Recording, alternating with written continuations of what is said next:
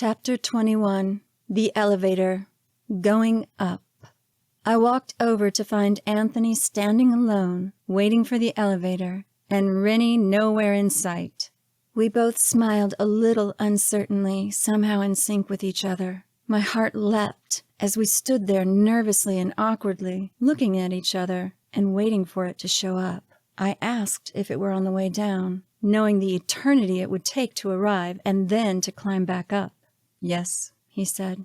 I began to pray for the elevator to be empty and to get there before anyone else came over to ride up with us, so that I could speak my piece to him, alone. Fortune and God were smiling on me, and it did.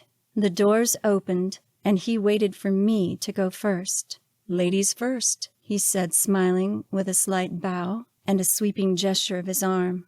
The intensity behind his eyes conveyed the unspoken feelings between us. I complied, a little surprised, entering the portal going up, and he came in after me. When the doors closed, we began to look at each other and around the elevator like people do when they are trapped together with no way out. Even if we wanted to, there was no escaping ourselves, because everywhere we looked, the mirrors reflected us back to each other. Anthony settled on the back wall of the mirrored space that we found ourselves inhabiting as it moved through time. Looking over at me with our reflections watching each other, he backed up fast against the wall with his hands behind him, firmly grabbing the safety railing. Then he placed one foot on the wall with bent knee and the other on the floor as his eyes darted around the room and back to me. Unable to avoid the obvious attraction between us, he knew there was only one way forward, and that was through it. He really was a beautiful man, slender, with a strong Roman nose, and lips through which a voice from heaven was sent to earth. As the gift of time between seconds seemed to extend itself into oblivion, I moved in a bit closer, and he backed up a little bit more, even though there was nowhere left to go. He began anxiously tapping his foot and his fingers on the knee that was hiked up, whilst staring at me and the ceiling alternately. Not wanting to invite his ire, I asked him in a pleasant tone of voice, "Are you okay? You seem kind of amped up." He looked over at me as though I were some kind of tigress and answered, "It's nervous energy. I feel a bit hyper." Meanwhile, the energy swirling between us was explosive. "Okay," I said, and thought to myself, why is he so damn nervous? I needed to talk to him now. This was the first opportunity that I had to speak with him privately since the entire incident had occurred, with the failed promise to go off together and kiss. This was something that I would have gladly done had circumstances not forcefully dragged me away. With today's revelations about a girlfriend stateside sharing my name no less, that all had changed. It didn't mean that we couldn't be friends, even if I did feel that I could fall in love with him. "It seems like more than that," I said softly. He looked at me and went on. "I haven't been able to sleep, and I can't eat." "Oh, is that normal for you?" I asked with concern. "No," he said softly and quietly, with an expression of certainty. Looking at the floor, he continued, "Just since we've been here in Frankfurt. Since I met you," remained unspoken, but implied. "Is there anything I can do? Are you coming down with something?" I asked, not ready to openly face the reality that it was because of me. "No," he said, with a sigh, and the narrowest hint of an ironic smile. I wanted to help. It was my nature. I wanted to reach inside and ease the suffering. I glanced at the necklace around his neck, as I had been wanting to ask him about it for days. It was a conservative gold chain that rested on his chest, with a musical note wrapped around a heart. I could feel how important it was to him, so I waded into slightly deeper waters. Yet again, "That's a beautiful necklace that you wear. Where did you get it?" "It was given to me by my mother," he said, with his guard still down, "and it's about my connection to the music and a promise that I made to her, to never give up on it." He continued fidgeting, looking like a caged animal, and I was still somewhat confused as to why. Though I understood intuitively what was happening, I had not yet experienced this level of raw attraction.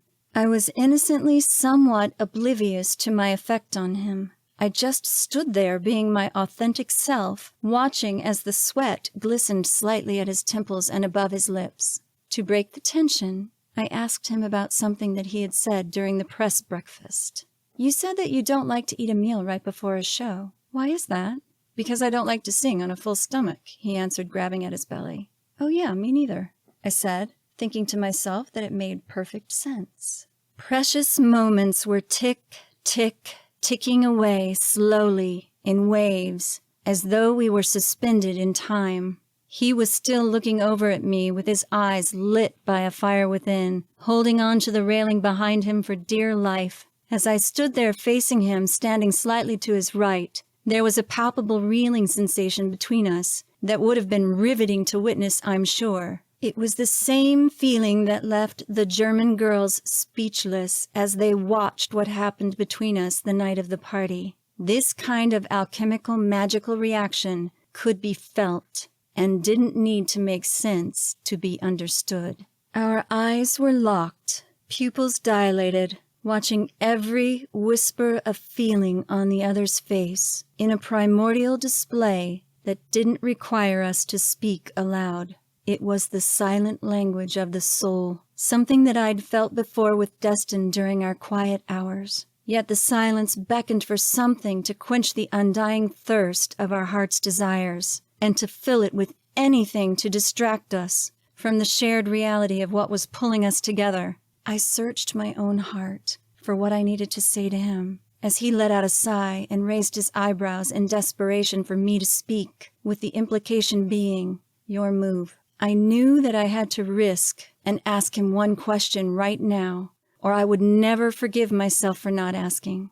Small, meaningless talk was not my forte, so I summoned all my courage and dove straight into the deep end.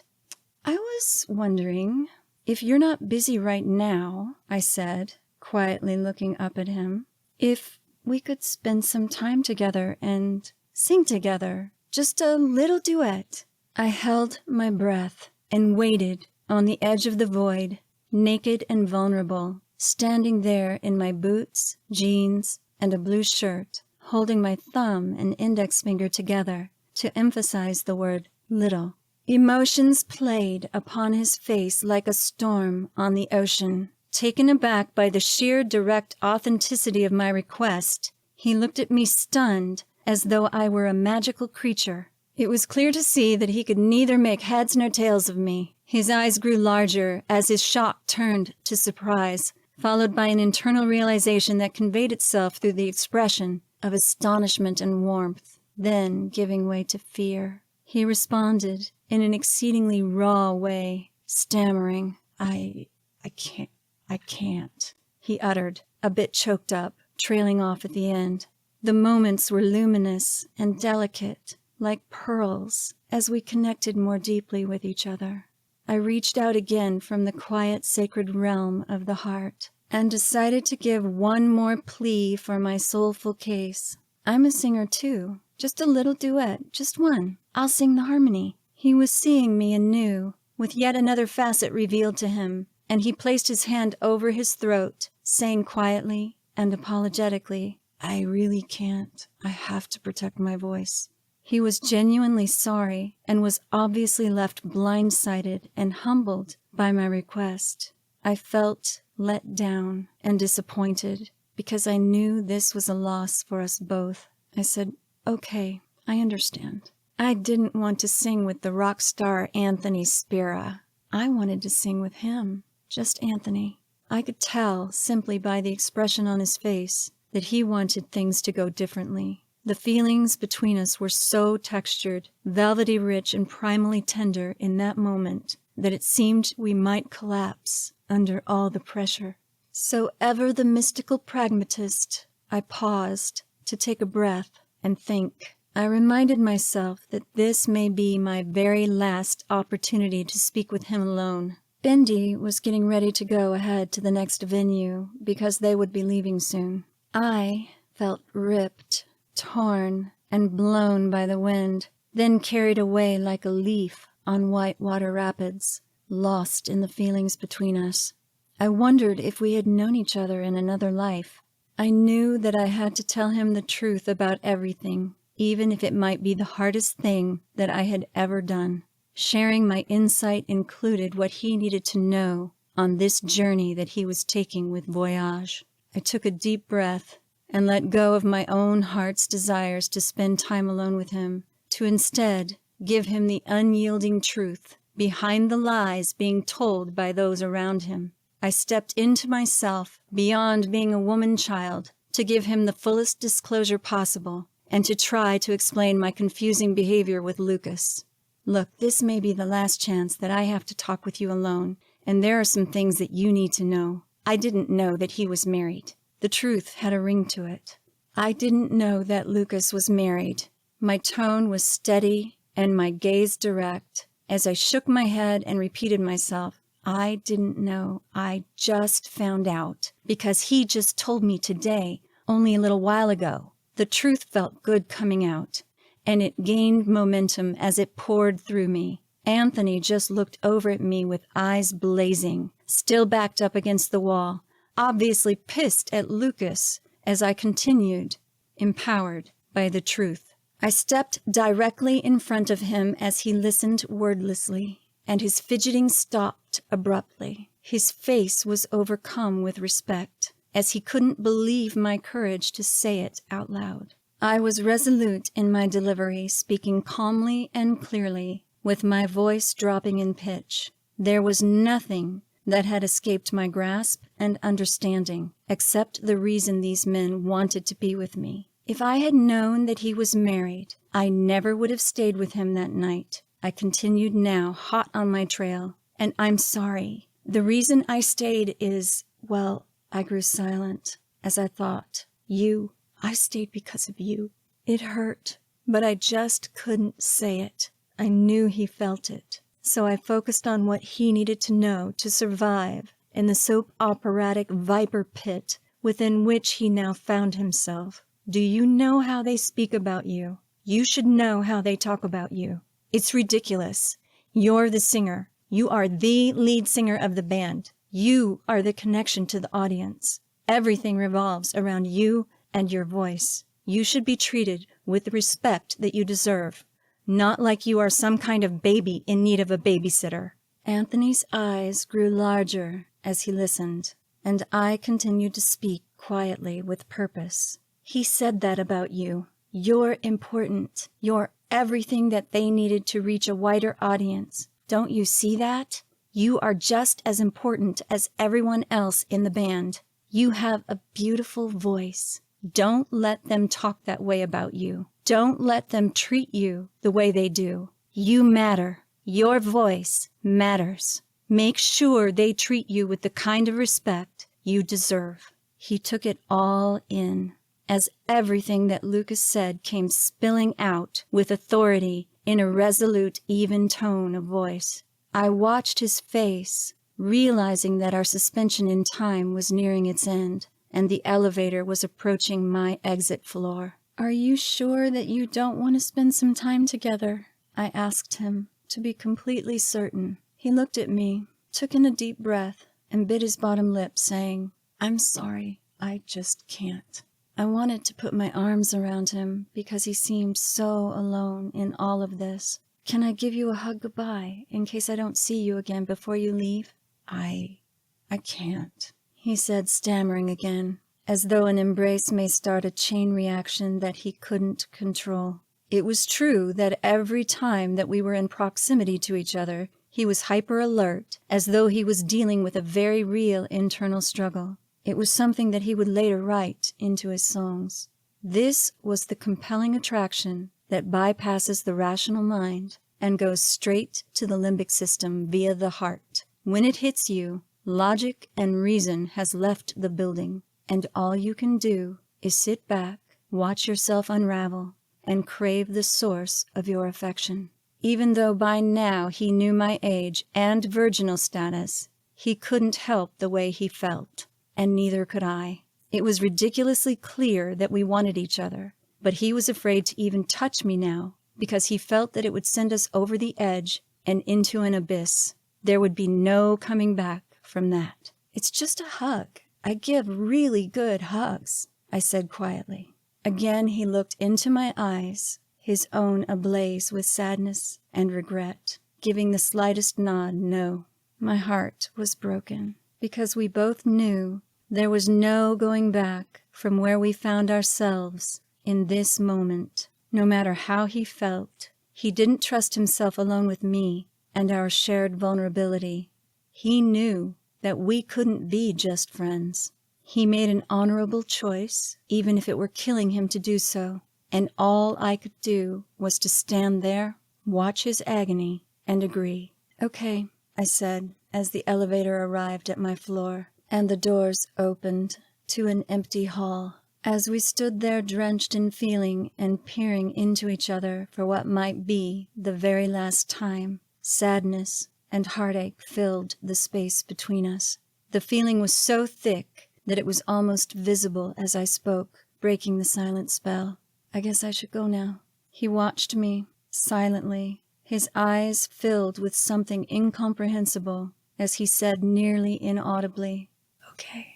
Feeling a hollow ache with my new burden now fully balanced on my shoulders, I walked slowly down the hall, listening for the elevator doors to close behind me. This was a love forbidden, filled with the abandon of desire and the deepest yearnings of the human heart. We both knew what we could have been to each other, but chose not to actualize it. That couldn't change what we had already become and would remain.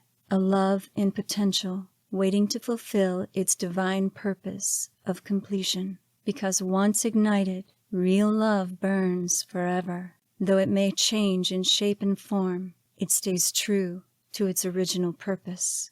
A stubborn, headstrong man, with his life mapped out as a singer, is too busy for the day-to-day reality of love. All he can do is dream of it, wanting it and reaching for it, unable to grasp it, because his hands are full of what he ought to be doing. The dream of love is alluring, but I didn't want to be the magical girl that he craved. I wanted to be the one that he genuinely loved in the daily reality of life. If I couldn't be that, it was a pointless activity for me to be in love with him, and I would find a way to bury it.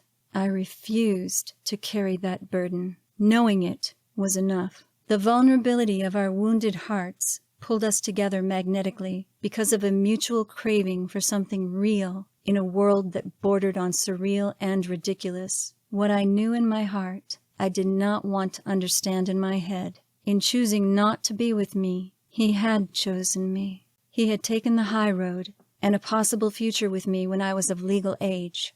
He didn't understand that I would not comprehend his choice until it was much too late, long after the echoes of my name had left his lips on that day. Because even though I would hear his anthems of love on the radio, I was stubborn too. I'm sure he thought that I would come running back, but I really was not that kind of girl. If you expect me to come back, then you better damn well apologize and explain yourself or forget it. The party was over. We could not pretend that we didn't know things about each other. He knew how old I was, and I knew that he had a girlfriend, however tenuous the relationship might be. We had to walk on into the future with the hope that our paths would reunite us in the end. His choice demonstrated his care and concern for me, though it broke a piece of my heart. I didn't understand why we just couldn't be friends on what must have been the saddest day of my life up until then. I couldn't fathom his fear that it would have made things a disaster for us both, because I was still young and free, waiting for my destiny to unfold. I had yet to hear the pledge he would make to me through his lyrics and music that would take me back to that day and the way we were then in the elevator.